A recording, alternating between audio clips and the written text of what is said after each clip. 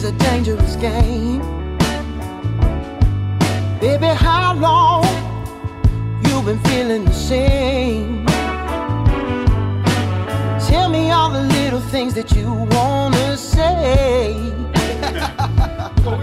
Like I don't know how to please you and you don't wanna stay. Maybe. What I've been trying to tell you for so long. But it's all a therapy. That's right. I like the therapy. That's right. Exactly. Good. All right. You guys ready? Yeah. Yeah, let's do it. All right, everybody. Welcome to the podcast. I'm here with Ezra Hamilton. He is an extraordinary musician and a new friend of mine, and we've been running into each other a lot lately. And you always have a big smile on your face, and I always feel good when I run into you, man. You just make people happy. Oh, thank you, man. You got I try to be as happy as possible. You got a good spirit, man, and that comes Thank you. through. And co-hosting for the first time today is a longtime friend, Sara Fulton. Hello! Sara hit me up and said that she was interested in doing a little co-hosting on the podcast, and I said, well, as it turns out, I'm going to be with your boy Ezra tomorrow He was one night. of my favorite people and one of my favorite musicians, period. So I was all in. Yeah, All in. It worked out perfect. Yes. Yeah.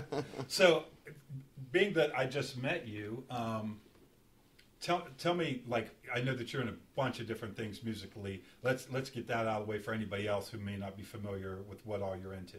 Okay, so we'll start with the obvious things first.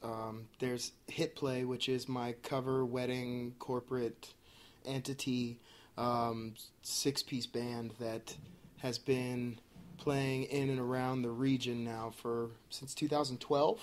And from what I hear, you guys pack them in. I'm sure I've seen you guys play, but I don't get out that much. Yeah, no, I totally understand. We have developed a really, really interesting tribe of fans lately, and I it's almost like automatic now. It's not even. I think about the work side of it, but I don't really think about the music side of it. You've done it enough. You can just hit that. Yeah. It's you just turn it on and. Now, the times that I've seen you the most is when you're doing solo work. Yeah. Yeah. Yeah, so I've been doing solo work, and Hit Play actually started out at a place called Rascals in South Wheeling with me and a guy named Greg Molnar, who was the guitar player for the first 2.5 years of the band. Oh, nice. He and I started the band, and Greg has been a local musician for 20-some-odd years now, 30 years. In the Wheeling area. But I've always done, as far back as I can remember, I've always done solo work for the last, I've been performing a lot over the last 17 years, and I've always had a solo gig, either like a residency or here and there. I've always done the solo work. So. And lately it seems like you're playing somewhere almost every day. Yeah. This is great. It's crazy. I see you everywhere. I know. This week I had 2 days off, which for a person in this area, which is now starting to turn back into a music town. Yeah. When I was here in the late 90s, it was a music town, and that wasn't even like a out of the box kind of concept. Yeah. But yeah, for being in this area, and obviously I do some driving, but having 2 days off in a week is pretty crazy. Yeah. Pretty amazing. And then you do some songwriting with the people in Nashville, right?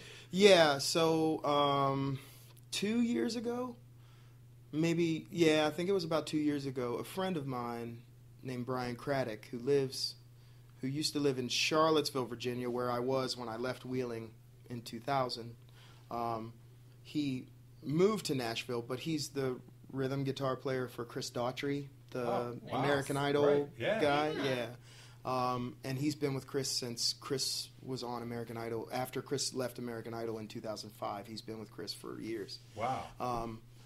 So he came through, they came through Pittsburgh, and I contacted him, let him know, hey, I want to come see the show.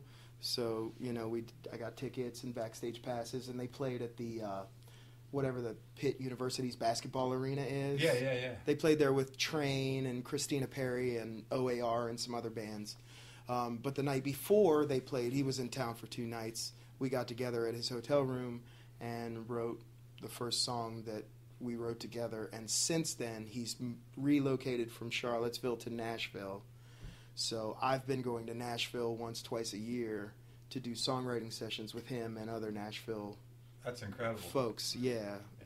So for people who haven't heard, Ezra's not just about one thing. Yeah. He's very diversified and multi-talented. Yeah. I was really impressed when we were talking in the Alpha the other night that this is your job. Like, you're a professional musician. That's what it's all about. I think that's incredible. Yeah. You can live in Wheeling and be a professional musician, and I know you work your ass off, like you said, maybe only getting 2 days off a week. But damn, to be able to play music and support yourself with your music career, that's incredible. Yeah, and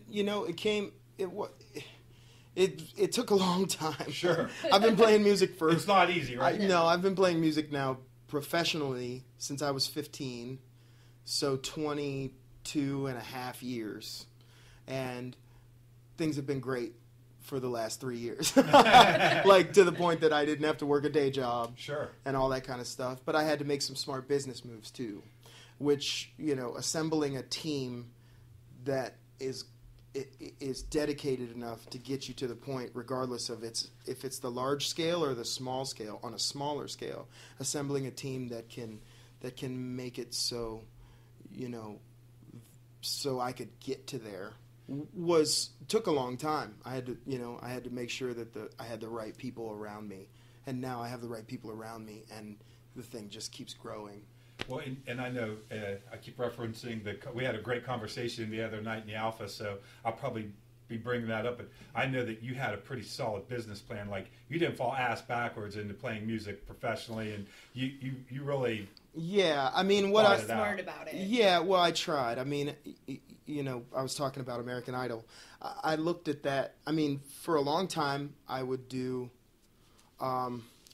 just original music, and I paid a lot of money to make records, and I made some great records in some wonderful studios all around the place.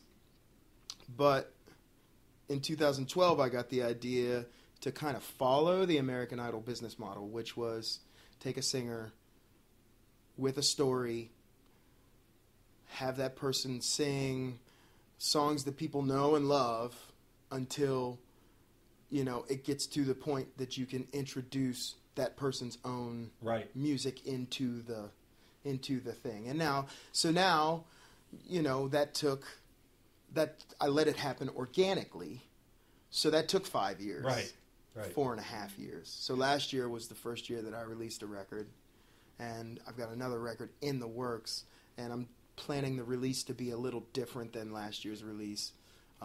But yeah, and now I find myself, moving with the original music into the Pittsburgh market because there's a little more acceptance right now to monetize original music in the Pittsburgh market than there is in the Wheeling market. Sure. Pittsburgh and Columbus are right here, and I've met just really through Hit Play, I've met a bunch of great musicians who are making their own music and putting on shows in Pittsburgh and Columbus. Yeah. So now I'm starting to move outward with the original music, hoping that I can move outward to move inward.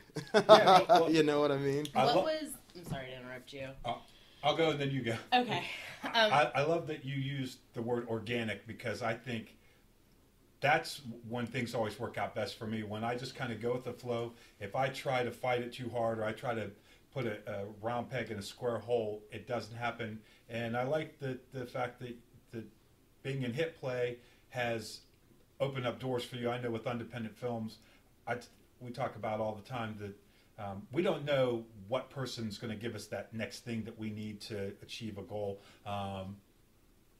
but something always does. And so by just kind of doing the shotgun approach and being nice to everybody like you are, and getting to know people, and anybody that comes up to us and interested in what we do, we always are glad to meet them and take them seriously. And if they, maybe they'll never help us with something, and maybe they will, but by putting yourself out there in so many different ways, you just create this landscape where now you have a bunch of opportunities, and you seem to be really well thought out, so that when an opportunity comes along, you're able to make the most of it. Well, yeah, it's funny. I was talking to my lead guitar player because he's got a really big idea. And I was like, dude, have you ever seen that movie Yes Man? The movie with Jim Carrey, Yes Man? Yeah. It's a beautiful concept. Mm-hmm. Like, you don't say no for any reason. Right. And it doesn't matter what happens, because in life there are only results. Mm-hmm. If you don't look at anything as a failure, if you look at everything just from a results, you can learn from everything. Mm-hmm. And if you just keep saying yes, it only gets better. You know what I mean? I agree. Yeah, I actually went through that. Like, I went through a really hard time in my life, and I just went, okay, whatever comes my way, I'm taking it. Right. And it led me to meeting you, Ezra, and meeting you, JW, and meeting so many people in this amazing city. And it really is a great concept to just take, not even a leap, it's just taking one step at a time and not looking back. Yeah. One of the reasons why Sarah and I get along so well, we used to go up to Pittsburgh a lot together, and our plan when we went up to Pittsburgh was to go up to Pittsburgh and then come back home. And that was, and whenever we got up there, we want to get something to eat? Yeah, let's get something to eat. Right. Well, wherever, I don't care. As long as we, someplace, we didn't make a big deal out of anything. We just went with the flow. And never had a bad trip to Pittsburgh. Right. My jaw would be sore at the end of the day because we would be talking for 14 hours straight. But it was so easy to travel with her because we had that same philosophy of, don't fight anything. Nothing has to be done. There's no right or wrong. Right. It's going to Pittsburgh is success once you go through the tunnel. Right. You're there. Right. And you've achieved your goal. And then so you have your ultimate goal that you're kind of chopping away at. But how you get there, it's good to have a plan, but it's also good to know that there's that unexpected thing that can come along, and that's where I was really excited when I talked to you, because you seem like you've dialed right into that, and it's paying off. Yeah, and I mean, it was something that I had to study, because I think innately the human thing in your mind is to say, "Oh, that'll never work." Mm-hmm. Yeah, to doubt yourself. Yeah. The doubt and the fear are the things that we go to because we're human beings, right. And because it's not genetic, it's literally woven into the fabric of everybody's mind. Yeah. Mm-hmm. Hey, what about this big idea? Oh, that'll never work. You know what I mean? Right. So I stopped. So you have this BS meter, right? Right. And it's like if you tamper that BS meter to say whenever you hear in your mind, oh, that'll never work, to say, oh no, forget about that, yeah. And you just do it. Yeah, right. There's beauty in that. It's empowering. Yeah. Someone stood in my kitchen about a year and a half ago and said, "Why would you want to do a podcast? There's 10,000 out there, and nobody would want to listen to them. And not that this is super successful, but it's way more successful than I thought." And I said, I don't care if nobody listens to it. I want to do it. I think, for me, the conversations are fun. The fact that if people are enjoying them, that's really awesome. But yeah, you go for it. And I was reading something earlier today, actually, that they were saying that when they look at the people that are really successful, the one thing that they all have in common is they fake it till they make it. And some of them aren't even really good at faking it till they make it. But the fact that you step forward, you take that leap. I always say I jump off and build a parachute on the way down. Right. That's helped me with everything that I've done, because the alternative is you stand on the cliff, and that's nobody gets anywhere by doing that. The only way you get to the bottom, at some point you have to jump. So you might as well just jump. You'll figure it out. Yeah. But definitely. In a sense, though, don't you feel, as a professional musician, to get to that point of being a professional musician, you have to have some kind of business sense. You do. Like, yes, you have to surround yourself with good people, but you also have to look at it in a business matter of fact. Yeah, I mean, you definitely do. And I think that that's where a lot of people suffer, is that they don't. Like, most musicians are not good at numbers. Some are. Mm-hmm. Some are very good at numbers. I'm okay at numbers, but I do know that I do know what I'm worth. And I think that a lot of times, you know, people get upset or whatever if they can't break out of this little bubble, you know. Right. And then there comes a time where there's this like, well, I've done all this, I've done this, I'm owed. It's like, nope, no, you're not, right. dude. There's so many people on this earth, and you are one in a million of the exact same type of person. Right. So forget about that. Like, just go out and say, okay, I'm going to do it. Like, what is it? Like, there are times where last year we went to Charlottesville, Virginia, where I used to live, and played 2 shows over 2 nights. It was 2 shows over 2 nights, I think. And I made $12. Yeah. Okay? Right. Now, was that success monetarily? No. What was the success of it? Well, I got 6 guys out on the road together and found out that they could all live together and not kill each other. Right? Right. We had a great time. We ate great food. You know, I was the only one who came back with $12. Right. Because the leader eats last. Right. Which is fine with me. That's and I was good okay philosophy with to it. have. But what I did find out was that the group of people that I work with constantly are all down to do it when that time comes. Yeah. You know what I mean? So it was the learning of it. You know, It's a successful trip then. Yeah, it is a successful trip, but it was a hard trip, and and there were many times where I was just like, oh, what did I do? What did I do? Because I've got my family here, and you know, I'm not making money the way that I'm used to making money. Sure. So in my mind, I'm battling. You know. Yeah. But at the end of looking back on it now, it's like, okay, we can do this. Yeah.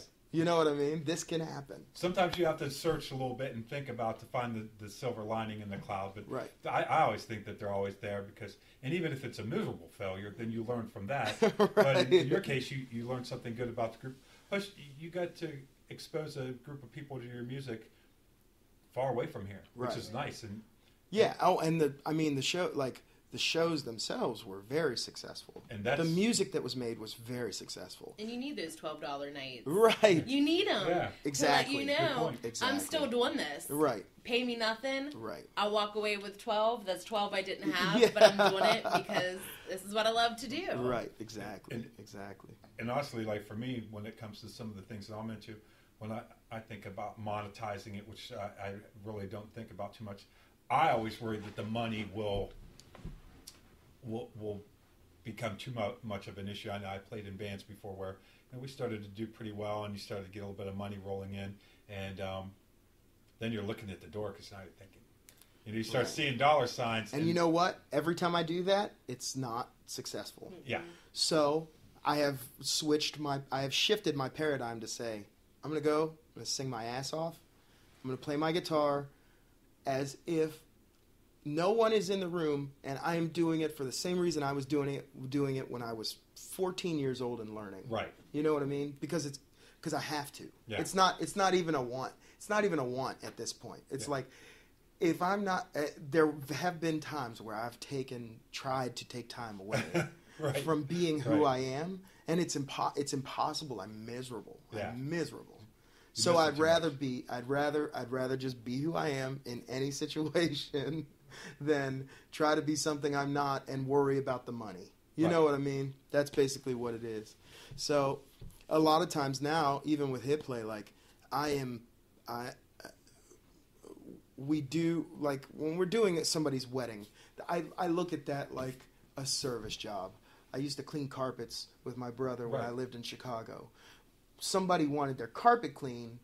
I wasn't going there to get the carpet as clean as I wanted it to be. I was going there to get the carpet clean as they wanted it to be. So, like you with the paycheck, because right, we all need right, and also because I am, I got married. I remember what that wedding was like, and we had a horrible DJ who didn't do anything we wanted, and it was awful. So when I go do a wedding, yes, I'm gonna sing a bunch of Motown Top 40 and Brick House and stuff like that people love. Right.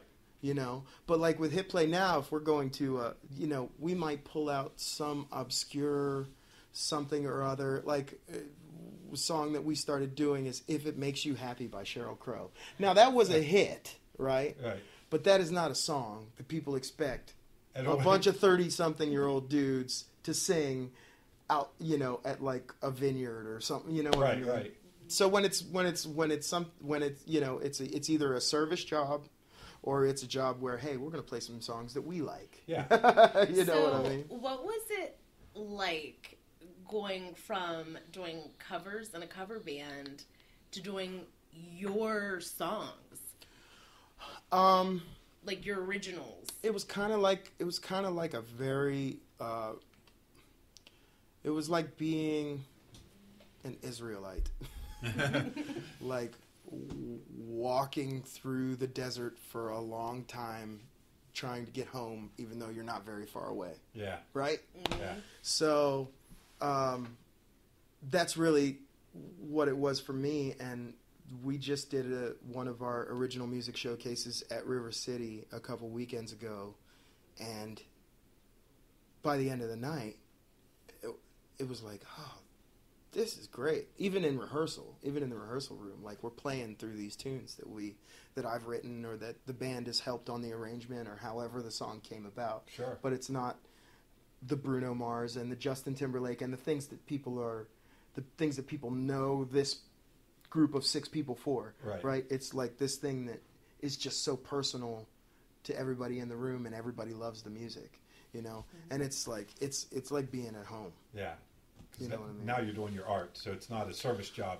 It's It's an artist doing the thing that he loves. Right. And there's been a lot of debate on band names and branding and identities and what is the difference, to the public, and people are, guys in the band are like, people don't get it, dude. I'm like, well, Hit Play didn't sound like something that would be original music. Right. And so it had to be Ezra John, and the first second is what it is now, and it'll probably change because we've been working on trying to find a great backing band name. Yeah. So it had to change. But there's been some cross-pollination here and there, in which we hope to develop. By cross-pollination, I mean in the cover band entity, we're playing some original songs here and there. And in the original band entity, we're playing some cover songs here and there. Trying to make it a thing, and for us also, for me particularly, the branding came because I knew that we wouldn't be doing original music just here. Right. Mm-hmm. This was the place to cultivate the idea, but we really wanted to get into the region and outside of the region with the original music, And I do think that by branding the two separately, that you kind of let people know what they're in for. So even if you are doing a couple covers, the vibe of the room is different if they know that they're coming to see original music versus if they're coming to see a cover band that plays a couple originals. And I know from the years that I played in music, and I was guilty of being one of them where, we're always kind of down on playing covers and that, but I think it's cool that you embrace that because it is. Now that I look back, I'm like, we were stupid. We could have actually, instead of going to an office every day, I could have played music for a living. And, God, you're still up there playing music. And I can imagine once you learn all the songs, it's fun. Right. You're hanging out with your guys. You're still playing music. You're at a wedding, good food. And I think the fact that you're open to that and that you didn't fall into that trap that so many of us have fallen into, that you have to be one or the other, that you can do both, and they're both completely legitimate. And because it seems like most of the musicians that I've run into, they either do one or the other. Right. And I think it's great. You found a way to make both of those work really well to your advantage and find enjoyment in them. And yeah, well, I mean, I think the ultimate goal is to get out there and play my guitar and sing. Sure. You know, that's like one of my main goals. And really, I think it's like, I don't know, it's weird. It's like 80% of the material that we do in Hit Play, I feel some connection to when I listen to the lyrics, right, or when I hear the music. There's something there, you know, and I think if music is just a form of communication, these artists have communicated to me, and I am communicating to the people who are listening to us what these artists are saying. Now, is that everything that I have to say? No. But it doesn't change the fact that I feel a connection to their music, and so I'm attributing to them what they've given to the audience, you know. There's so much music out there, man. It's like, who could ever really get that hung up on what you're playing and when? You know what I mean? And a good song's a good song. Right, a good song is a good song. A good song's a good song. Right. And relaying that is what makes a musician, I think. Yeah. You know, if you can sing the same song over and over and over again and do it with the passion that you do it with and the smile on your face that you do it, it is not... The one thing I love about your performances, and I've seen a lot of them. Yeah. Big Ezra fan. Yeah, you were telling me about Ezra back in the day. Yeah. I was like, listen to this guy.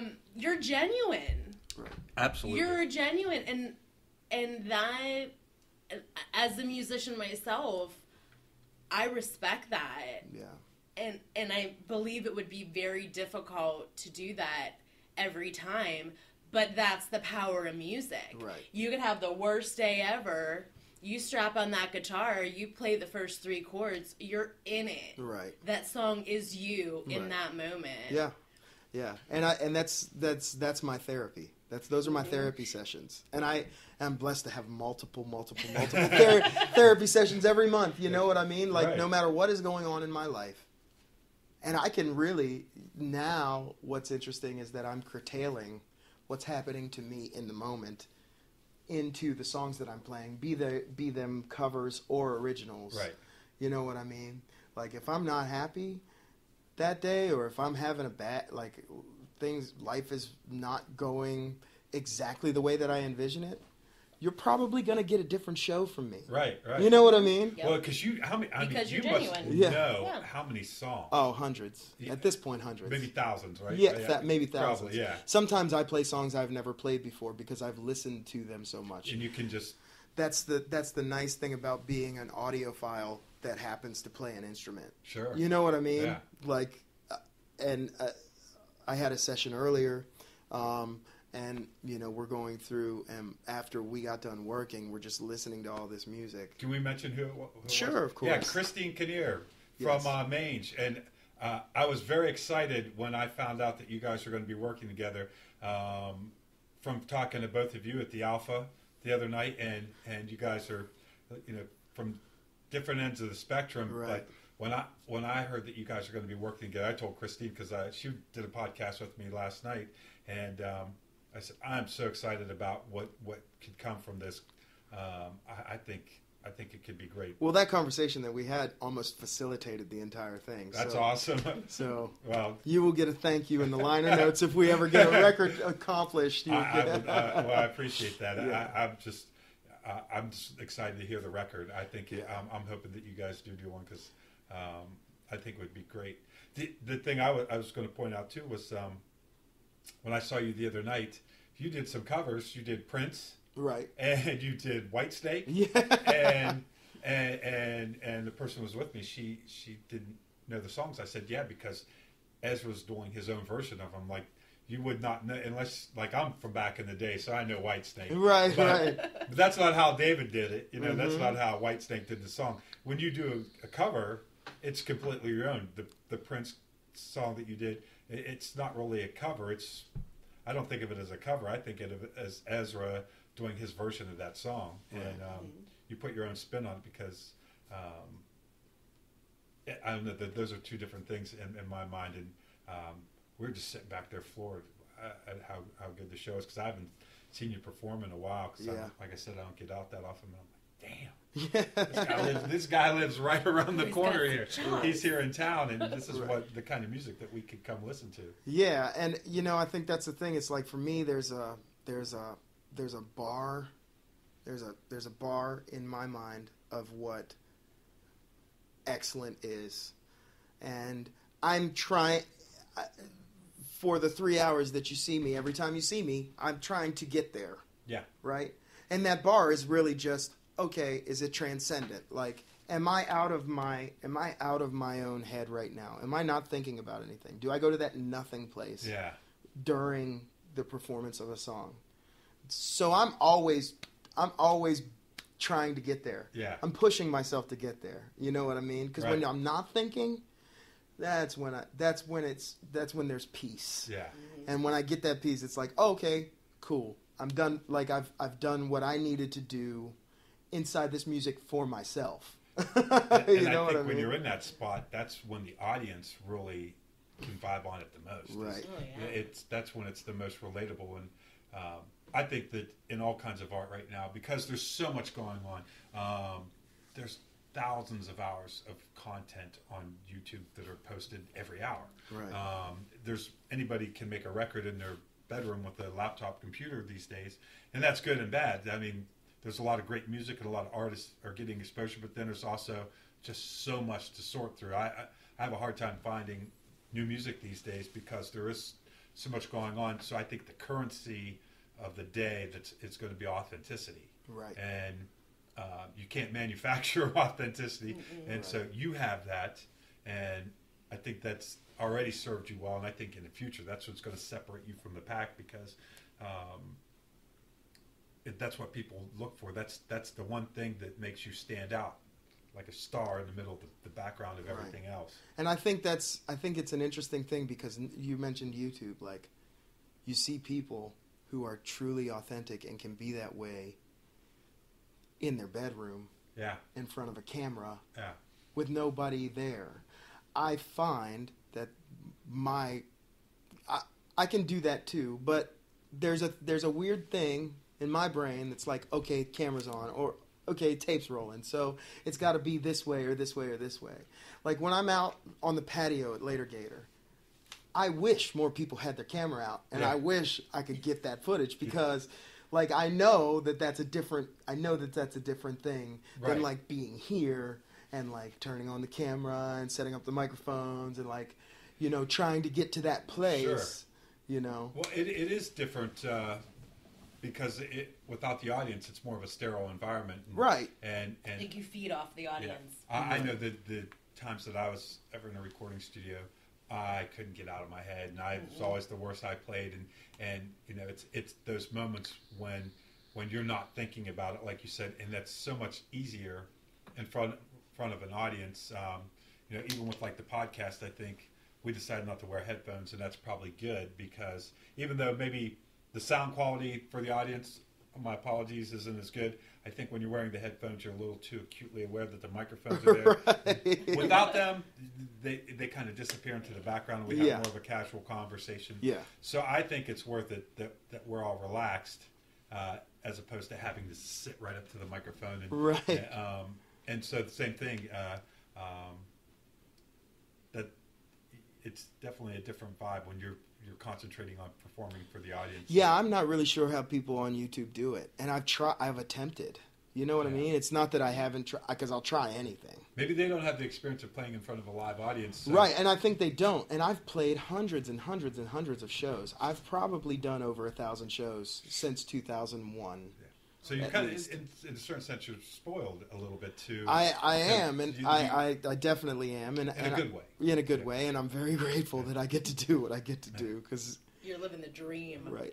Sure. I have friends on tour with major bands right now that I talk to on a regular basis, and they're like, yeah, dude, it's really not any better up here.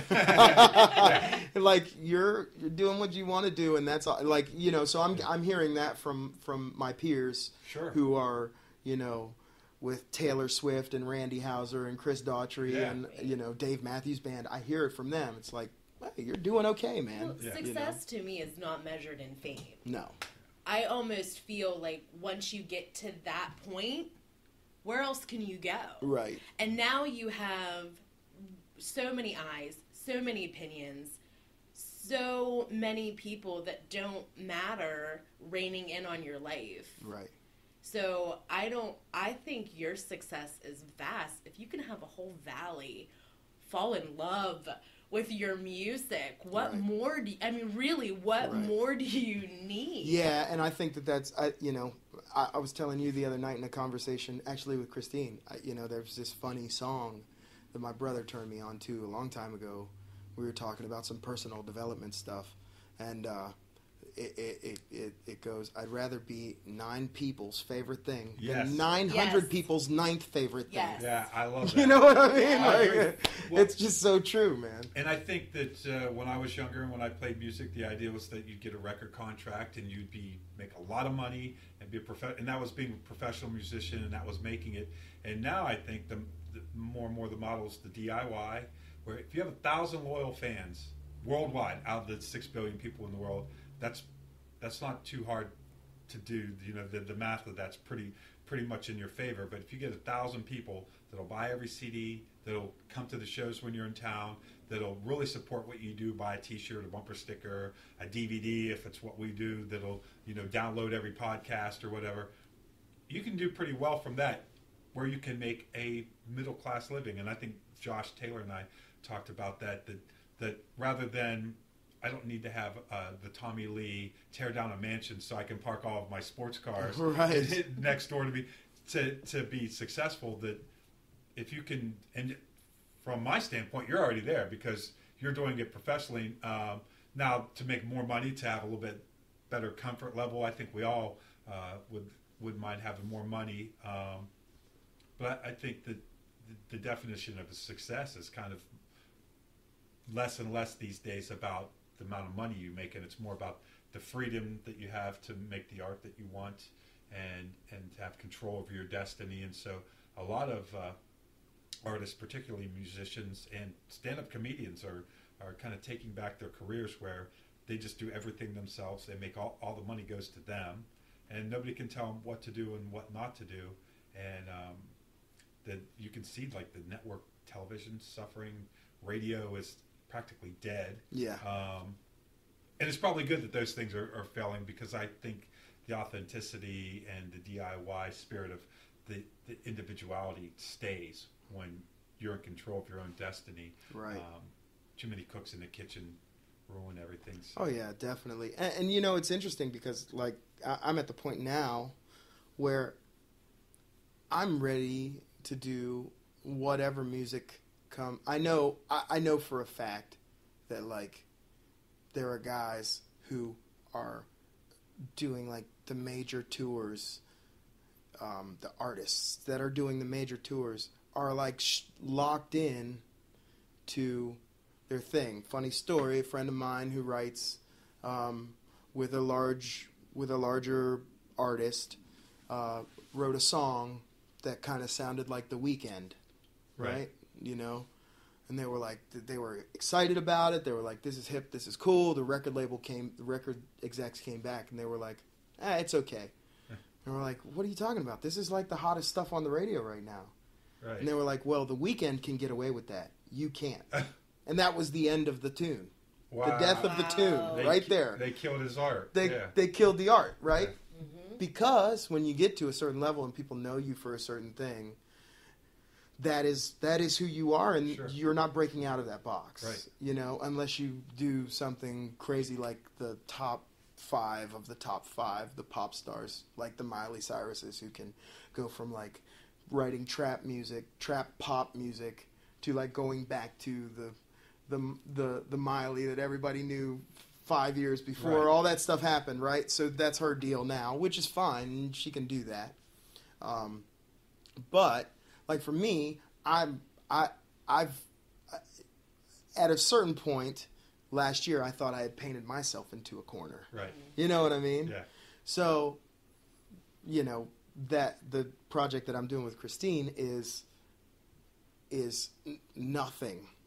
When people hear it, it'll be, and I'm not even taking a role as a singer or a musician. I'm stepping back a little bit into the production role, being a producer, being a co-writer for her to be the singer, and the lead on the project. Because I have been producing for 9 years now, 8 years. And so that's one of the things when we talked in the Alpha about having you come on the podcast, because I think most people aren't aware that you're a producer, and that's something that you're passionate about, and that you'd mentioned that you'd like to get into more. Yeah. And yeah, definitely. I think that's another thing that a lot of artists are doing that's helping them have a career, is that they're diversifying. And so you don't have to just be, you're not just sticking to one thing, being a solo artist or hit play or being a producer, but the fact that you're doing all these different things that you love, and they're all related, and I think that they all help each other. You know, your solo career will help you as a producer, and certainly when people say, well, what's he done? Well, look, he comes in and play. Yeah, I want him to produce me because I saw him perform, and they see hit play, and they're like, hey, he's got some good business sense, and all those things. You build skills that help you with all the other things, right? And again, the idea of you and Christine, like, I think she's a rock star. I told her yesterday. I said, you're a rock star. You got that thing that rock stars have that not everybody has. I said, you and Ezra, it's going to be off the hook, because he can write, and he's just got a sense for it in production, and I don't want to blow too much smoke, but I really am legitimately, like, I wish I could hear that record right now, and it's going to be Does producing also help you with the burnout? I think in any passionate career, because you are fueled with need and passion, and does that help you sit back and perfect your ear, like listening to another artist in their moment, in their passion? Like, does that help you, like, capturing that? Does that help you kind of reignite your passion? Yeah, I mean, I guess it kind of does. I think for me, the real purpose that it serves is that I've trained myself as a writer and as an artist to get to an idea really quickly. Like, there is songwriting sessions in Nashville are 3 to 4 hours, and that can be 1 to 2 songs in 3 or 4 hours, right, between a group of people. So once I got down there and realized how the Nashville songwriting system works, I was like, okay, this is something that I've done a couple times, but I can totally apply it to what I'm working on. And there are songs that Brian Craddock and I are working on currently that we've been working on for months. Yeah. Sometimes it's in the fire for a long time before it turns into anything. So, yes, it is reinvigorating, but it's reinvigorating for the reason that I'm not the artist as much as I am the facilitator. And, I don't know who's going to walk through that door. Right. I don't know what type of artist is going to walk through that door. But that's where being an audiophile comes back into play. Sure. Because I've listened to so much that I can relate, and that's really what it comes down to, is the relationship between the person who's helping facilitate the music and the person whose ideas are flowing out, who the idea is flowing out of. Right. That relationship is the real invigorating thing for me. Like, being the facilitator of somebody else's mind and what they want to say to the world, like, being a part of that is huge. And that is that is so invigorating. Like, that's amazing. I could totally relate to that, because I know that for me, when an actor comes in and they start working on a script, and to see them take something that I wrote and make it their own, and take it, and then to see the enjoyment that they get from being involved in something that I helped organize, or for the longest time I only wanted to direct things I wrote, and then I started working with Ron Scott, and I get this new appreciation for directing something that someone else has written. He's a better writer than me, but also at the point where I'm starting to think about how to visually capture it on film, it's fresh to me. If I've written something, I've visualized it in my head too much, I'm almost burned out on it before we get there. So, and with filmmaking, it's all collaboration. You can't do it on your own. And I think that I have a certain vision, but when the cinematographer and the actors and all the other guys that I'm working with all were making suggestions, and I try to be as open to that stuff as possible, I get so much more than if it was just my original vision. Right. Right. And so for you, it's kind of like almost like being able to think outside the box, because they're pushing your brain to access maybe something as an audio file that you maybe never had a chance to incorporate into your own music. Right, exactly. And you get you going down a path that you wouldn't have if you didn't interact with them. And I think that's one of the kind of cool things about the fact that you're going to start working with people as a producer. I mean, that's going to help both people. Yeah. Yeah, to grow from that. Definitely. And like you were saying, even in film, like even in music, like once I get a song done, I've got mixing engineers in Nashville and in Colorado, so it'll go there. Yeah. And then it'll go to a mastering engineer, right? And then it comes back as a whole song. But all through that time, there's 4 or 5 people working on the project. Yeah. You know, like I'm not set up to do vocals here yet, so I'll either do the vocals at one of my guys, Josh Blakemore's studio, or my keyboard player Eli Lambie's studio. So once you take it out of the pre-production and take it somewhere else, you've got another mind and another idea in on it, right? So as you incorporate all these different engineers, it becomes something that you could never do by yourself. Yeah. You know. So what what's I mean? that like?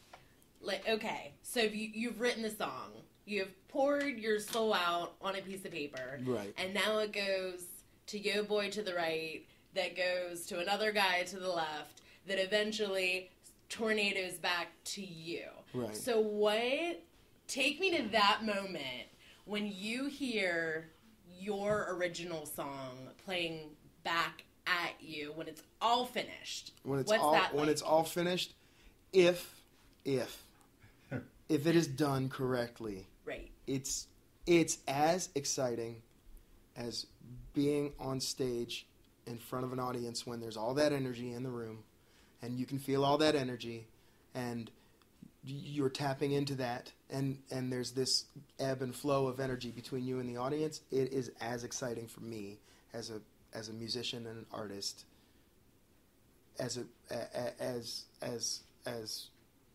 playing live. Wow. You know, it really is. It's super cool. It's great. It's like, you know, if it's done correctly. Sometimes, and there are times, that it comes back and it's not correct. So you make corrections as you go. Yeah. Like when I send things to my mixing engineer Brad in Colorado, he's in Colorado, so we're not going to be in a room together. Yeah. You know what I mean? Yeah. We're just not going to be in a room together. So, you know, but he has ideas. So he's like, here's a mix. And then a couple days later, he's like, and this is the mix that I wanted to do. And I'm like, so it's still that collaboration. It's still that relation. He hears a song completely different than I do. And it's like with Brian in Nashville, we do a lot of our writing via text message. Okay. Like a ton. Yeah. Like we shoot text messages back and forth with lyric ideas. And while that's going on, I'm sitting with my guitar playing and singing a lyric he wrote, and he's sitting with his guitar singing through a lyric, or I'm making phone recordings and shooting them to him, and he's shooting them back to me. Technology has made it so that relationship of writers, artists, musicians, and producers can happen anywhere. Yeah. And so we don't have to be in a room together. When we do get in a room together, it's great. Like one time we were texting back and forth, and we were stuck on this one particular part. And I was like, man, I wish I was there. He was like, yeah, that'd be great. He said, it could be a staring competition. Yeah. And I laughed out loud. I was like, I read his text. I laughed out loud because it's so funny. It's totally true. Like, sometimes it just ain't there. I'll tell you, we had this thing when we were writing The Static, me and Jeff Madzai. We co-wrote it together, and we were texting each other back and forth about something that didn't make sense. And finally, I just picked up the phone and called him because I couldn't understand why he wasn't getting what I was saying. And he was having the same experience. And what I realized is that there was a part of the script that was left out, a piece of information that was left out, which I think I had, because I had written that section, that I forgot that piece of information wasn't included, because in my head, I know the story. And so it had gotten off track 4 pages before the part that we're talking about. So the context was completely different for both of us. But when I picked him up on the phone, we sorted it out in a minute. But through text, I'm just sitting. I'm back on my hammock in the backyard, going, "What the hell's wrong with this guy?" Yeah. And there was nothing wrong with him. We just Right. it was one of those things that. But other than that, it is great that you can do so many things online and through text and that to be able to communicate with people in different cities. Yeah, and all of that, it all comes back to building relationships. Like, in 2011, my guitar player Jonathan and I drove out to Chicago, where I used to live, stayed at my brother's house for 2 weeks, and put together a record on the south side of Chicago. Nice. Actually, the studio we were in, there was a bridge across the Chicago River in the studio we were in, and I actually saw that bridge in an episode of that show Shameless. Oh, nice. Yeah, so it was totally cool to see that. But the mixing engineer of that record, I have kept up with, and we've been friends, and he was the mixing engineer for the Follow Me EP last year. Nice. Yeah, he mixed and produced that record for me. And since then, he's moved out to Colorado. He lives in Colorado now. So whenever I have a project, especially like the one Christine and I are working on, he'll definitely be the guy to do it. And then with Brian, we kind of had friends when I lived in Charlottesville, and he was actively on tour with Chris Daughtry at the time, but we kind of had some of the same friends. But our relationship didn't really start until I drove down to Huntington to a Daughtry show where a bass player of mine was filling in for the bass player for Daughtry for a while. So that was in 2014, and then this next record that I'm working on, he's the producer and the mixing engineer of. That's cool. Yeah, so it's all the relationships that I've made through being able to sing naturally and play guitar. The relationships that I've made are now my business relationships. Yes. But it all started with me just buckling down and making and moving to West Virginia when I was young and seeing other guys who could play guitar and sing. Yeah. And I never was a guitar player until I moved to West Virginia from Chicago. So it's kind of crazy how it all worked out, but it comes back to that thing we were talking about, just being a yes man. Like yes, yes, yes, yes, yes. The more you say yes, the more things happen. I agree. The ripple effect happens. And I always, and it's hard to follow this philosophy, but when possible, I try to always be for something and never be against anything. So it may seem like a small distinction, but so instead of being against poverty, you're for feeding people. Right. And so you're always on the positive end of whatever it is. And sometimes it is just a matter of simply the way you word something. But the way you word it changes the way you think it, changes the way you approach the world. And so the more you approach the world with a big plus sign instead of a negative sign, I think the better things are for you. And when it comes to collaboration, I think it's, but as you were saying, you turn that over to someone else. As Sarah was saying, that's tough, but it's also good. And the rule of thumb that I always follow is I just know what I don't want. Right. So that way I can be open to other people's ideas, and sometimes I can immediately go, no. Right. But it's because as the guy that's at the top there that's making the decisions, I think that's a good guidepost to know that it's what you don't want. But there's a million other things that you might want that you haven't thought of. So it's always good to be open to, well, let me hear your idea. Right. And well, and as a musician, if you're closed-minded, you will go nowhere. Right. You will go nowhere. If you think you're so great that you can't play at John Bubba's bar on a Monday night Right. for the 2 regulars, then you really aren't a musician. Yeah. Right. You're just a person in front of a mic with a guitar. And I hear people all the time talk about songs they can't do. And I think to myself, because there's a part of me that wants to, at some point in my lifetime, study ethnomusicology, which is the way that all the music around the world is interrelated. Yeah. You know what I mean? But I think to myself, well, why can't you? Right. What is it that's really Yeah. stopping you from? Because it's just, there's only 12 notes. Yeah.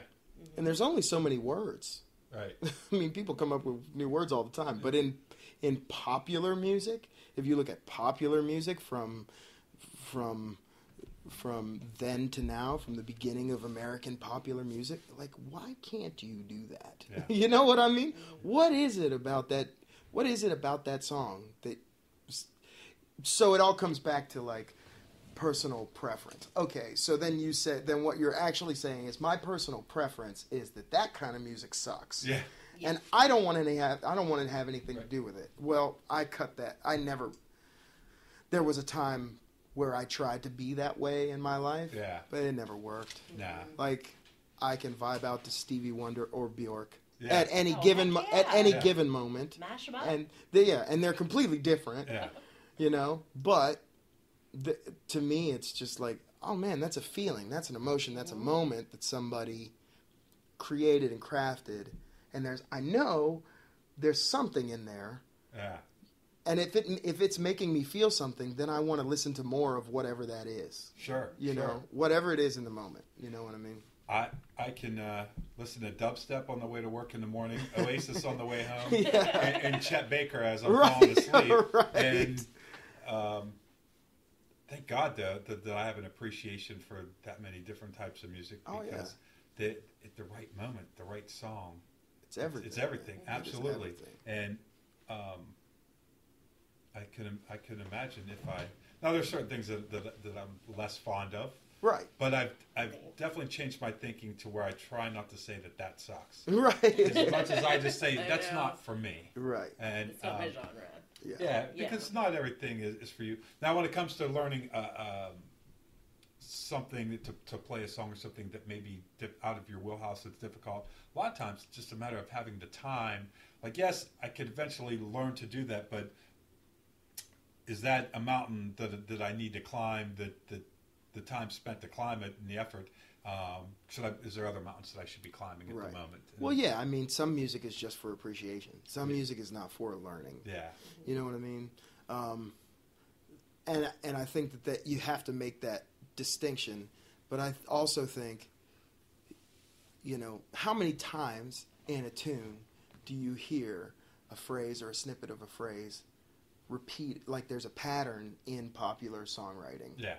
And by popular, I don't mean what is top 40. I just mean what has larger amounts of people listening to it. Right. You know what I'm saying? Right. Like not pop music, just popular music. Yeah. Something that strikes a chord with people. Right. Yeah. With a number of people, you know. Yeah. And it's, you know, you'll hear certain things.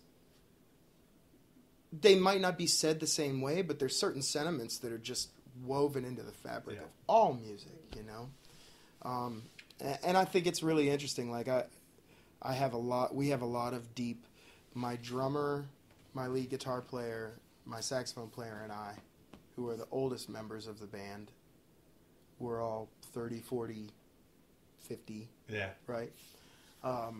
We have a lot of deep conversations about the genre of popular music, which is like it can be everything and anything, and we talk about it, and then the young guys are in the van and they're like, what are these dudes talking about?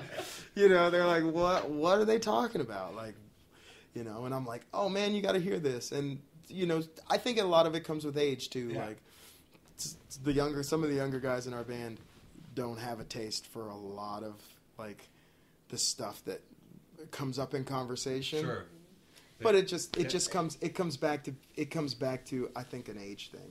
Yeah. Don't you love that? Don't you love exposing people like, oh man, you gotta listen to this song? Yeah. Well, I love that. Yeah. Christine was here earlier, and I was like, and she's like real into '90s music, which I lived through. Right. And I'm like, you ever heard Jeff Buckley? Yes. She was like, nope. Yeah. Put on Grace. Yeah. Put on that album Grace, man. and she was like, oh my God, where have I been? Mm-hmm. Because that record, it missed a lot of people in the 90s. Yeah. Yes. Like, Yeah. 1994, Grace came out, right? Sure. A lot of people, I missed it. I didn't hear it till 5 years later. Yeah. And Jeff was already dead by then. Mm-hmm. Yeah. So it was like, when I came upon it, I was like, what is this? This is the most amazing thing I've ever heard. Right. I didn't get into OK Computer by Radiohead until probably 2005-ish, maybe later than that. Right. Yeah, it was. And I still remember, a couple people whose opinion I really respect tell me how great it was when it came out in the 90s. And I had it. I bought it when it came out. Never really took the time to listen to it. And then when I finally discovered it, 10 years after the fact, it was kind of cool that gem was sitting there. Sometimes I think music finds you. Like, I know that might sound crazy, but I think sometimes music finds you in different parts of your life. Right. You just, whether it's a word or a rhythm or a beat, it finds you and it changes you a little bit. Right. I can definitely agree with that. I know there's been, especially when I'm going through something that's a little bit rough, it just seems like that right tune comes on, and sometimes it's even random. I'll put it in I have a lot of mixed CDs that I carry in the car. Yes, I still use the CDs. That's awesome. I drive old cars. I like old cars. I don't like new cars, so I drive old cars, and they have tape decks and CD players. But so I even have like iPods, old ones that have a bunch of crap on them, and they'll just it'll go on random, and a song will come on, and then I'll start listening to the whole that band. I'll go back into their catalog for weeks, and it helps. Mm-hmm. There's something about what they're doing that's speaking to me, and every now and then, it even like sometimes I'll be at the gym and I'm hearing new music that I don't normally listen to. My man Mike, he plays this great music, and it's stuff that I've never listened to before, and I'm like, oh, that's really speaking to me. And oddly enough, I was been into Oasis lately, and so I looked up Oasis on the YouTube and made a playlist, and there's a song by a band called like Brave New World or something like that. Oh yeah. Called Oasis. Yep. Yeah. And it just came on, like I'm like doing dishes and listening to my Oasis songs, and that song comes on, I'm like, what the hell is this? This is amazing. Like I love that song, and that song found me, like you said, because I was just clicking, put it on the playlist and wasn't really paying too much attention, and I kind of went deep on some of their stuff, and I never really thought I'd be listening to that kind of music, but I was like, hey, Oh, yeah. I openly admit, and I'll admit it on the podcast, I'm a Spice Girls fan. Hey, tell me what you want. Yeah. Tell me what you really want. And how I came across them was I was hanging out the house, and they were doing this thing on MTV where they were doing it it was near New Year's, where they were recapping their 10 favorite Spice Girls songs, and I'm like, what the hell is this? And I went to change the channel, and I hit record, and then I walked away, and then I'm like, this is still on. But then as I'm like, I think I was cleaning house or painting or whatever, and the songs kind of got in. Then I realized that I had recorded it, so I'm like, so I started watching that I put that videotape on. Yes, this is videotape. It's back in the day. I'm old, and I'm like, oh, wait a minute. I'm listening to this over now. Oh, I guess I like the Spice Girls. I can't tell anybody about it. Now, though, I don't care. I tell people I like it. You be proud about your Spice Girls. Right. I have, what do they call those, your guilty pleasures? Guilty pleasures. Oh, yeah. There's not guilty about it. It's just a pleasure. Right. I have no more guilty pleasures. Anyhow, that's. Yeah, but I don't think you should limit yourself. Like, I love gospel just as much as I can get into ska. Yeah. Just as much as I can get into metal. Just as much as I can get into rhythm and blues. African chants. Right. Yeah. I mean, you can't. If you limit yourself to one genre, then you will limit yourself in life in general. And I know that might sound a little deep and whatever, but I'm a person that music fuels me. Right. I constantly have a soundtrack in my head.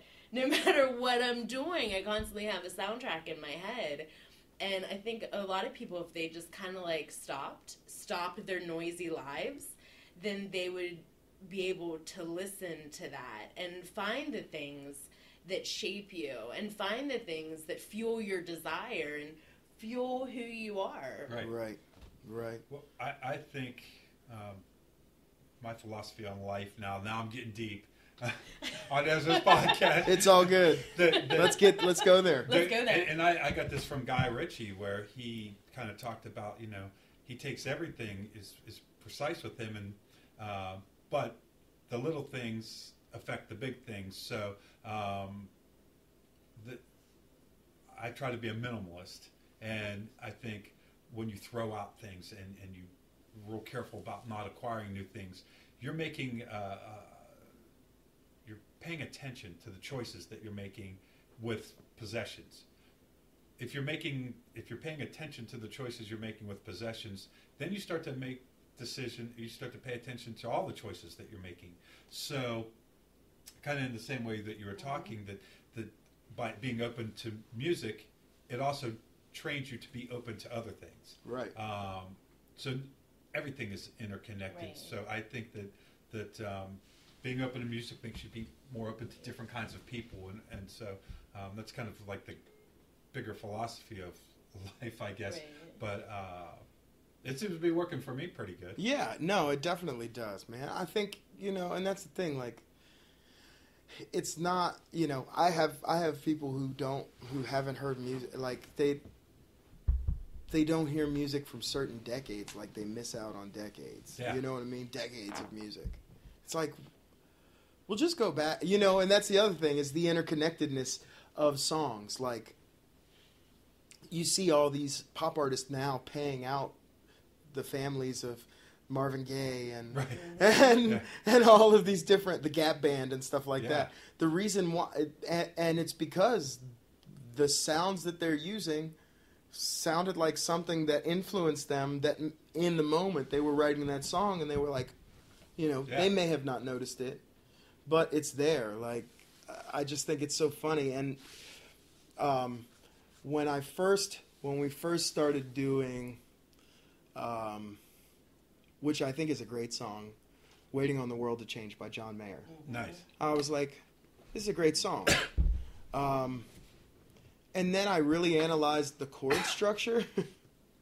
I was like, this is People Get Ready. It is. It's the same tune. It is the same. He took all of he mixed up the backbeat and gave it a modern spin, and the vocal melody is not really there. But I was like, these chords, like, why does this feel so familiar? Yeah. Right? And there's so much of that, like, in the like, people, somebody I know used to listen to, what's the song called? I'm Feeling Good. Yeah. Mm-hmm. Right?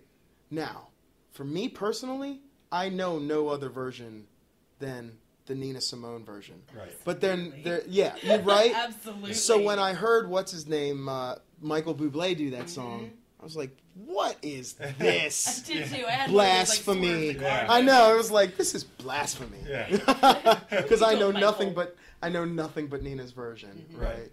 But that was what happened along my, so there's a whole generation of people who listen to that song and they're like, oh man, that's a great song Right. by Michael Bublé. Right.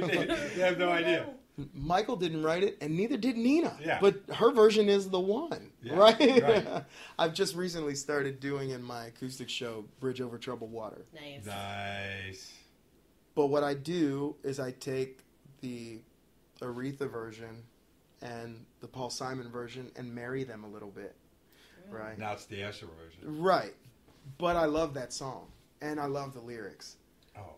And it's written from such a deep place. And Paul Simon is one of my guilty pleasures, Absolutely. right? There's this song called American Tune, Mm-hmm. which is one of my favorite Paul Simon songs, if not my favorite Paul Simon song.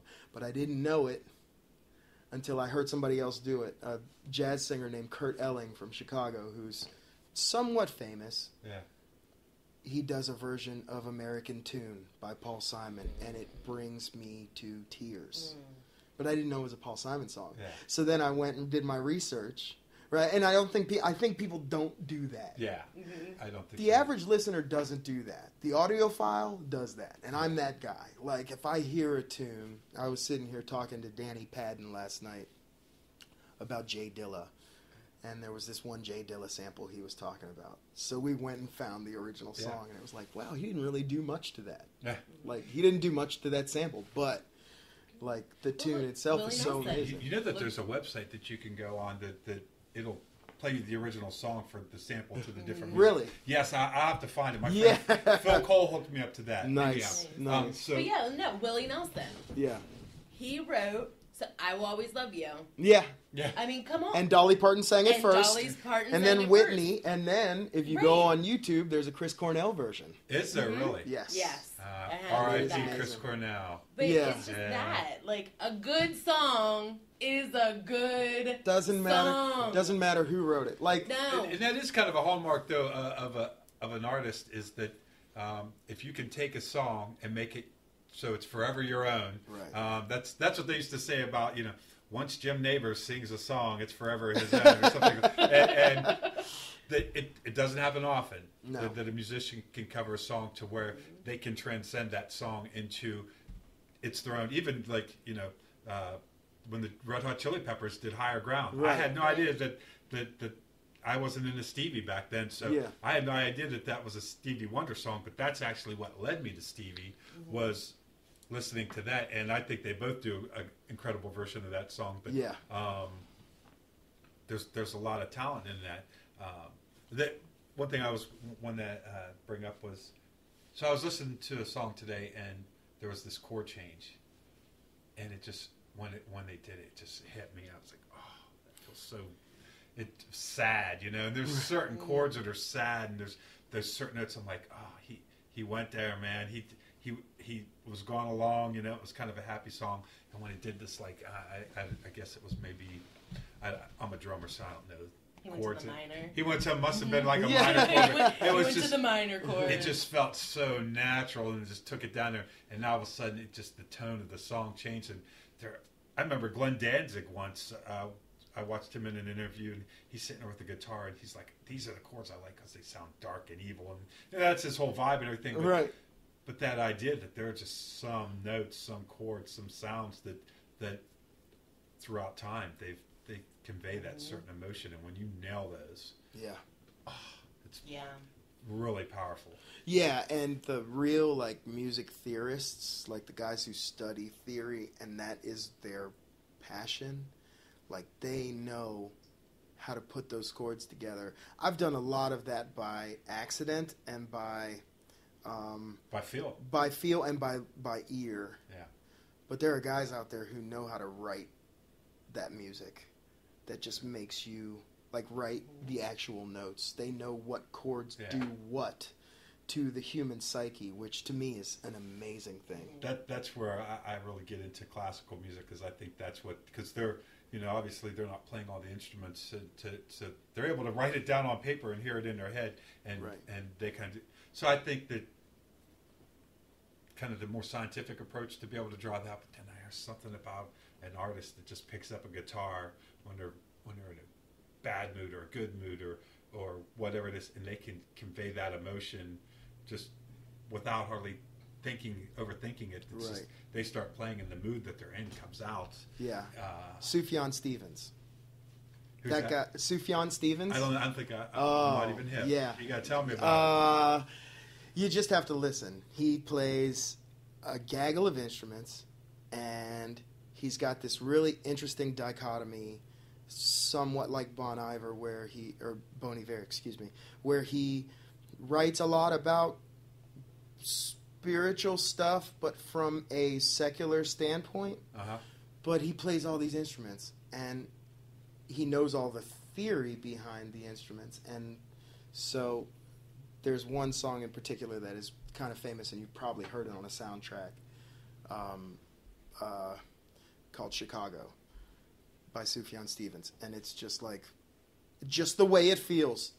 Like you can turn it on if the sun's shining, you turn it on, and you feel like all of that in your soul. Yeah.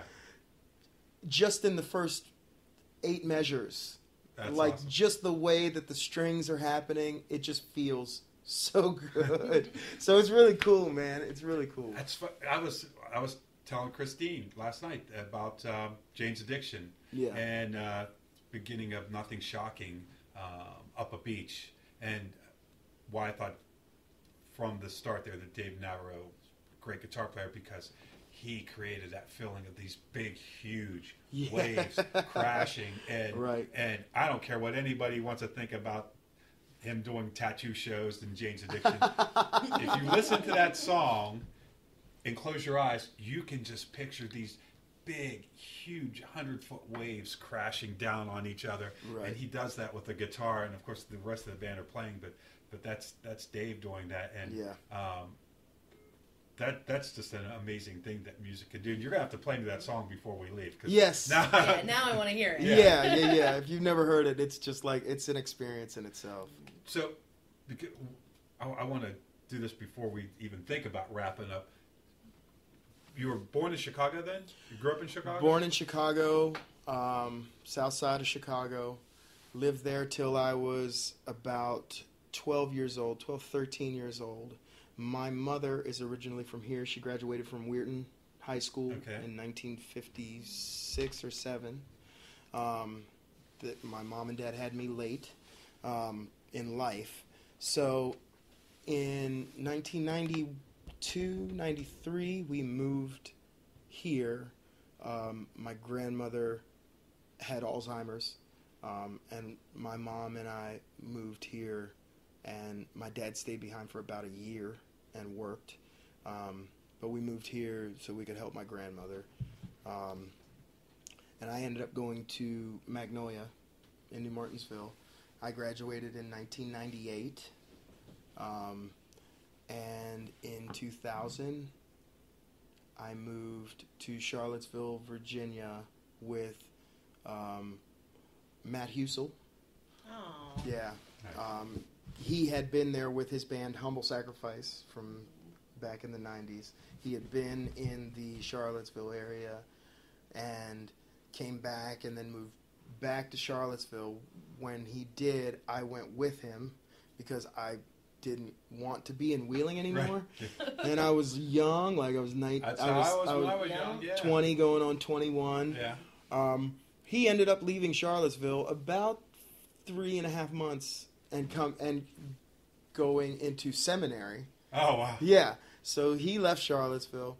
I stayed, and I met some folks, ended up working there, and over the course of 7 years, between 2000 and 2007, I worked in a few bands, made records, traveled a little bit, but I was working as a chef at the time, so I had a day job all through my 20s. I ended up back here in 2007 after a brief stint in Atlanta with a producer by the name of Ant Banks. I lived with him, and he did... he was famous for Too Short. Yeah. He was the producer for Too Short and E40 and all of this older hip hop stuff. Sure. So So after a brief stint in Atlanta, I moved back here to work with my now lead guitar player, Jonathan Ricciardi, on a project we called Open Air Museum, which was like an alternative rock type of deal. And then in 2009, January of 2009, I ended up moving to Chicago, back to Chicago with my brother. And in 2010, we moved back to Wheeling. And I've been in Wheeling ever since. So long story short, like I've kind of just followed wherever music took me. Yeah. So, but now, you know, having 2 kids and having a family here, I've had the thought and the opportunity to like move to Nashville or go somewhere else. But I've recently, in the past 6 months, I've listened to this book called Tribes by Seth Godin. Yeah, you were telling me about that. Yeah, a wonderful book. I suggest that every person in this area who is an upstart of any sort of business or any sort of organization listen to or read that book. I'm not a reader, I'm a listener. Yeah. So I do a lot of audiobooks. Me too. But Tribes by Seth Godin is an amazing book. The Compound Effect is another amazing book. And you know, these are the kind of things that I have on repeat when I'm not doing music, yeah. You know. But yeah, after finishing Tribes, it was like, and there's another book called Start With Why, and that's by Simon Sinek. But after hearing these concepts, it's just like, yeah, I don't really need to chase anymore. You know, like at this point, I'm building my own universe inside of whatever geographic area that I'm in. I agree. I feel like whatever I want to accomplish, I can do it from here, at least for now. And, right. And so my plan is not to take this so that I can move on to, it's to do it right here. Right. And I think I forgot about that part of our conversation, but we had talked about how we've got all these people now that are doing really cool things, and everybody's kind of doing something different. Even with musicians, they're all doing their own thing, but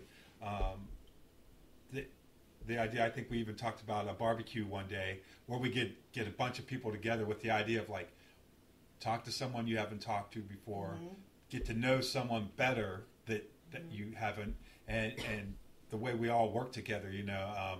I want to start doing some more music videos with people. In fact, I ran into Bennett McKinley tonight, who's a photographer, and I was talking to him about the idea because he had seen our film last week, and he said, "Man, I'd kind of be interested in getting some film work." And he was doing a little project with his son who wanted to make a movie, and he's like, "Yeah," so he, you know, did his thing, and Bennett was helping him edit it. And he's like, "Yeah, I really like editing," and the idea that the musicians and the filmmakers and Chef Ryan, you know, coming in and we all help each other and we all work on each other's stuff together. Whether it's me doing a podcast with Ryan so people can hear more about his food, or him going to the farmers market to help the farmers sell more of their food. And that's what's nice about this area, and this comes up on almost every single one of these podcasts, but I think it's important, is that there's not haters. Right. We're all helping each other be successful, and your Right. success doesn't limit my success. It's, No. Whatever's good for you is good for all of us. Right. And especially because I think at the end of the day, the younger people in Wheeling are looking to make this a place that when we're older can be a cool place to live. Yeah. And I believe in the interconnectivity of it all. Yeah. I meet guys on the metal scene, the hip hop scene, like the Bridge and Tunnel people. I like everybody, and I think everybody is doing valid, solid work. Yeah. And that's one of the things that I miss about living down in Virginia, is that those groups of people all knew each other and all coincided with one another, and you could catch like the folk musicians at a jazz show. You Right. know what I mean? Absolutely. There's a running residency at a place called Miller's in Charlottesville every Thursday night, and it's been going on for like at least 20 plus years. And there's all kinds of people in the audience. There's hip hop dudes in the audience. There's folk dudes in the like going to a jazz show. Yeah. Why? because that's just the type of thing that has been built there. Right. That I don't think that we're too far away from. So I believe in the interconnectivity of it all, and I have made a lot of amazing friends through Hit Play, and people who I love and wish that I could support more with my time. Yeah. But what I'm learning now is that maybe what it is that, like, you have been the facilitator of something that I'm working on now, that maybe what it is we're just making connections. Sure. We're working to make connections between people, because we're all doing the same thing. Yeah. I kind of feel like right now in Wheeling is a really exciting time, I think, because of that. And it's almost like this philosophy of what better place than this, what better time than now, type thing, Definitely. And it really is finally exciting to kind of be around here. Yeah. And I feel like, especially the younger generation, I have to say, I'm kind of impressed and proud of them. Yeah. Because they're finding their voice much earlier age than I ever did. Right. And they're finding their purpose and their reason, and they want it to be here. Yeah. They actually want it. Where when I was their age, I was wanting to get out. Yeah. Right. Like as exactly fast what as I did. can, and what road can I take? Right. That's exactly what I And did. there's something about Wheeling that always brings you back. I don't know what it is. I don't know, but it brings you directly back here. Right. My goal when I got out of college was to not have to move back here. I did, though, and I did for 9 months, and my goal once I was here was to GTFO, and I did for, a lot of years. And even when I came back, it was reluctantly. But finally, for me, it took a long time for me to kind of accept the fact that I'm still here. Right. Now, though, I realized that, like, man, this is the perfect place for me to be. Right. Grow where you're planted. Yeah, and the things that I really want to do are probably most possible here. Right. And the time is perfect too. Had I tried to maybe do this podcast 2 years ago, not enough people were into podcasts then, and I wasn't as connected with people. But now there's just so many people that are doing so many interesting things that the list of guests that I have that I want to have on the show is 2 pages long. Wow. And that's awesome. There's that many cool people Mm-hmm. doing cool stuff. Right. And the fact that everybody's cooperating with each other is great. There's another thing I wanted to definitely get to. When did you first go from being a music fan to being a musician? What was it that made you pick up a guitar, start singing, or? Well, okay. Where did it all begin? So it really all began in this state. I'm a second generation musician. My father was a jazz musician and a friend of Oscar Peterson, who is a somewhat famous jazz pianist. My father played piano, bass, drums, As a jazz musician? and guitar. As a jazz musician, but he, in his later life, when I was growing up, played all kinds of stuff. Oh, okay. Played all kinds of styles of music. So there was always a guitar around, and there were times where, like when I was younger, I played organ and keyboard, and I took lessons, and it never really took. When I was 15, I started singing in a band in New Martinsville with a guy named Rob Parsons, and he played guitar. He turned me on to Bob Dylan. At that point, I was already into Hendrix. I was already into the Beatles, but I never really heard Bob Dylan. Yeah. But he turned me on to Dylan and the writing and crafting songs and all that kind of stuff. And he was a good guitar player. When he was 17 and I was 15, he was a good guitar player. And I was just I was kind of mesmerized by it. Yeah. So I finally dug out my dad's old Ovation UK2, which is like a fiberglass body guitar. Yeah, rounded on the back, right? Yeah, rounded on the back. It's an electric guitar. Yeah. Right? That's what I have. Yeah, it's the Ovation electric guitar. It's got stereo inputs and these weird, thin rail pickups. It's crazy. Yeah. It's a crazy guitar. So I picked that up, and And there was this computer program that my parents had on their old PC that when you hit the enter key, it would play the notes in the chord, and it showed you the actual diagram of the chord, right?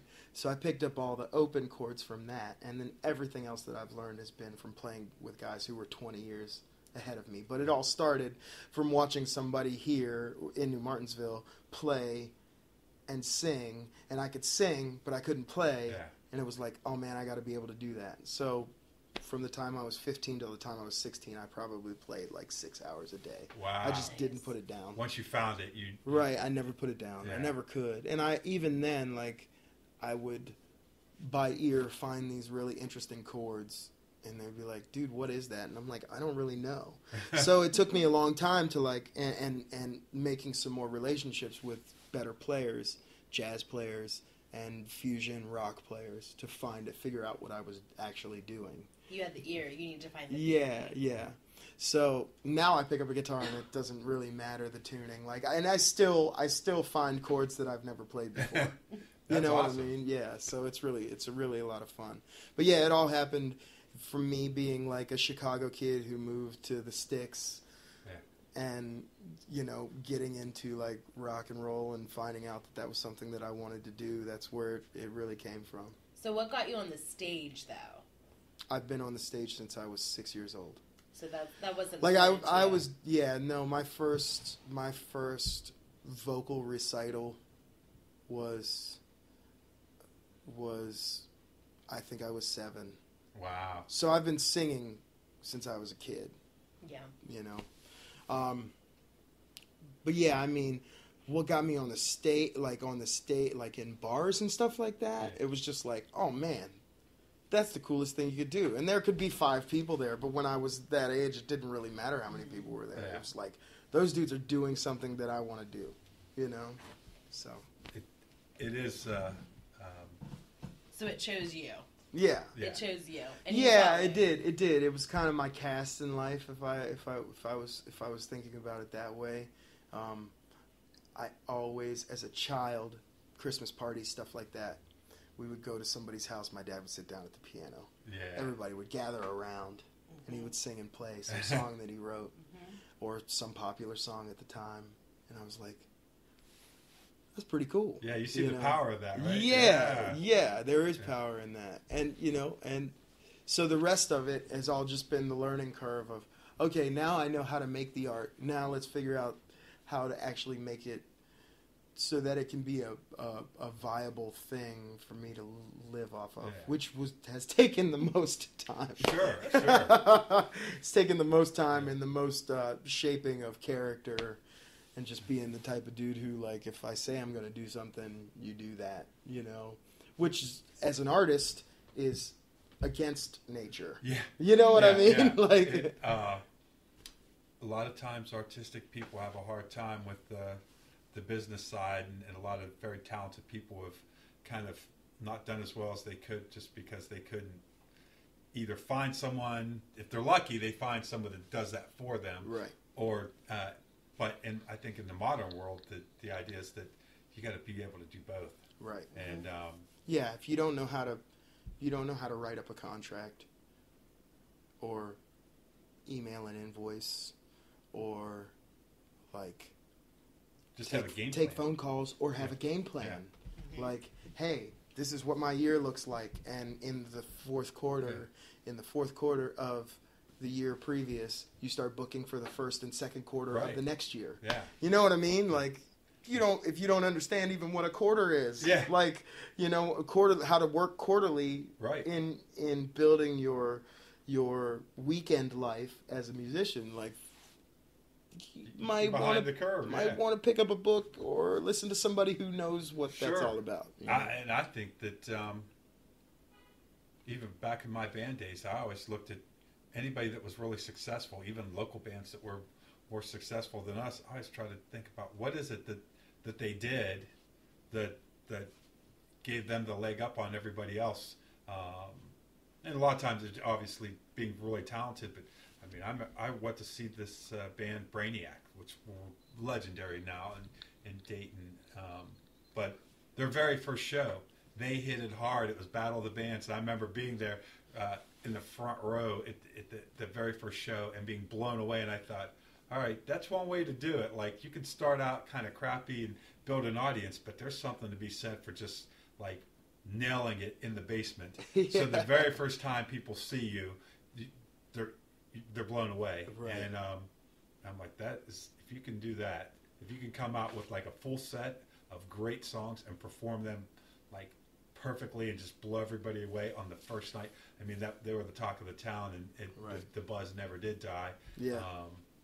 And then I saw other bands who had that long. There was to the converse of that was there's a band in Athens called the Appalachian Death Ride. I saw their first show, and these guys could barely play when they started. And the drummer was a guy that had a bass drum turned on its side that was using a broken off handle from a broom, and then they were kind of a joke. And then I went back a couple years later, and they were the band in town, and they had a really great drummer now, and they just grinded away at it, and they just kept working at it. And I think probably that first show they had really only recently learned to play their instruments. But so then that's the other way to do it, where they just kept plugging away at it and getting better and improving over time to where they were a legitimately really good band.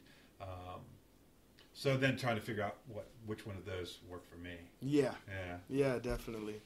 Did you have any? I know you had some questions that I think we covered a lot of it. Yeah, we hit it. Yeah. Yeah. Anything else that you wanted to get into, or? No, I think we're good. I think We need to get this. We need to get this musicians, artists, and filmmakers barbecue going. Yeah, Yes. yeah. So if you're listening to this, hit any of us up. Get the idea going that I got the cabana at the house. We'll find a spot where we can do it. And the idea, essentially, I think the way we talked about was all the people that are kind of doing the kind of stuff that we are. Get everybody together and just hang out. Maybe have it set up so that people can hop up and play music and get some different musicians playing. And Definitely. And I'll throw a couple video cameras out on the table. But they just hang out. If you get to know people better and become friends like we have now, then that's already a start to us collaborating on how we can help each other out. And you're not just helping each other out, but you're having fun. Right. And I think working together with everybody, and I know I've had a lot of fun with the podcast, being able to like interact with different people. And I'm really excited now that I've gotten to know a lot of musicians better, of kind of getting back into music videos, because back in the day I was always a big fan of music videos. So, Oh yeah. But not just that, Chef Ryan and people that are doing stuff that we don't know at this point how we can collaborate, what we can pull off. But that's kind of the excitement of it. But I know that if we all get together, we're going to get some like really great, crazy ideas, which will be great for the Valley, because now we're going to have these unique events that we've only just invented. Right. Definitely. So that'll be great. Before we do wrap this up, I want people to know where to find your music. Okay. Yes. I would say that the best way to go and find my music is to go to EzraJohnMusic.com, my website, or Facebook.com/EzraJohnMusic, or YouTube. If you YouTube Ezra John or Ezra Hamilton, you can find there's all sorts of videos out there, stuff that I was doing back in the early 2000s to now. iTunes, if you look up Ezra John on iTunes, I have some stuff on, like the record from last year, the Follow Me EP is on iTunes. Nice. And yeah, I think that's about it. There's some other records out there, just random stuff that I've been a part of, but I don't have one place where all of that kind of comes together yet. Hit them up on Facebook, right? Yeah, or just private message me on Facebook. Yeah. Blow up my listeners, inbox. If you ever get a chance to hear Ezra, please go to his show. Yeah. Please buy his album. You will not regret it. That thing will not come out of your CD player for at least 6 months. Please do yourself a favor and listen to him, because he will change your life a little bit. And Right speaking of your music, I'm going to put you on the spot here a little bit, but I always end the podcast with a song. and with the musician, I like to do one of their songs. And you can give me something, if you want, or if you want to just like break out the guitar and throw something out for us now. You know what? I'll give you something. Okay. I'll give you something that nobody's heard recorded yet. How about that? Nice. That'd be great. Yeah. That'd be great. All right. Well, I think we're good, huh? Yeah. Thank you so much, Ezra. Yeah. Thank you. Yeah, Thank you you so much. And Sarah, thank you for Thank co-hosting. you, JW. You nailed it. You nailed Thank it. you. Yeah. This has been great. I knew it would be. Yeah. And man, this is really a fun one for me, man. I Definitely. I always Let's get have a that blast with barbecue set up maybe end of summer. It'd be a That great, would be awesome. Yeah. yeah. That would be awesome. I mean, I'd open my house. Yeah. Yeah. There is a chef there, so, in a big yard, so everybody's more than welcome. We're gonna have great food. Yeah, Yeah. absolutely. And you got great food. You get the people there. That's for sure. Mhm. Oh yeah. And it gets the music going and everything. It'll be great. Yeah. Definitely. Maybe at a park or something. Yeah. Get it wide. Yeah. Yeah. No walls. No Yeah. That's walls. right. That's right. Keep it big. Definitely. All right, everybody. Well, thank you again, guys, and thanks for tuning into the podcast. I am very much, I very much appreciate everybody that's said kind words about it and that have downloaded it and listened to it and supported it anyway. It's really about the guest, and today I had a great one and a great co-host, and you guys are the ones that made this episode like really awesome, and I love it. I'm so pleased with how this turned out already. So, all right, coming up, some shit you ain't never heard of before by Ezra. All right, thanks, guys. Thank you. Thanks, Goodbye. everyone.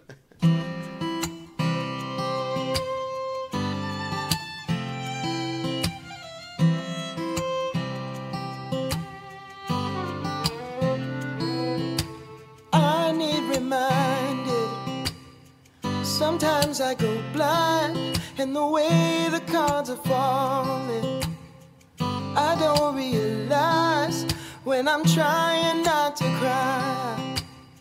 You hold me close, you let me know everything's gonna be alright.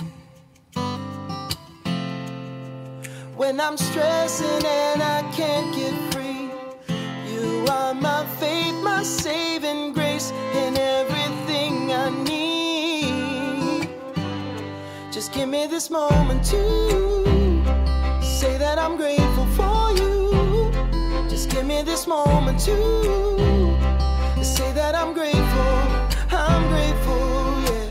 How do I show you that I can't let go? With all that I am, wanna let you know, if it's all I can do, say that I'm grateful for you. Like there's no tomorrow, I'm fighting for life. You give and you give and you give to me. You open my eyes, and I can't get through it without you. You hold me up till I'm strong enough to the end of the line. I know you're mine. And when I'm stressing and I can't get free, you are my faith, my saving grace, and everything I need. Just give me this moment to say that I'm grateful for you. Just give me this moment to say that I'm grateful, yeah. How do I show you that I can't let go? With all that I am, wanna let you know, if it's all I can do, say that I'm grateful for you, yeah. I get so lost, I'm afraid to say. Sometimes it seems there's no other way. When I am with you, I'm satisfied. You are my healing. I believe in this feeling. Just give me a moment to say that I'm grateful. Just give me a moment to say that I'm grateful. I'm grateful, just give me this moment to say that I'm grateful for you. Just give me this moment to say that I'm grateful, yeah. How do I show you that I can't let go? With all that I am, wanna let you know, if it's all I can do, say that I'm grateful for you. if it's all I can do, say that I'm grateful for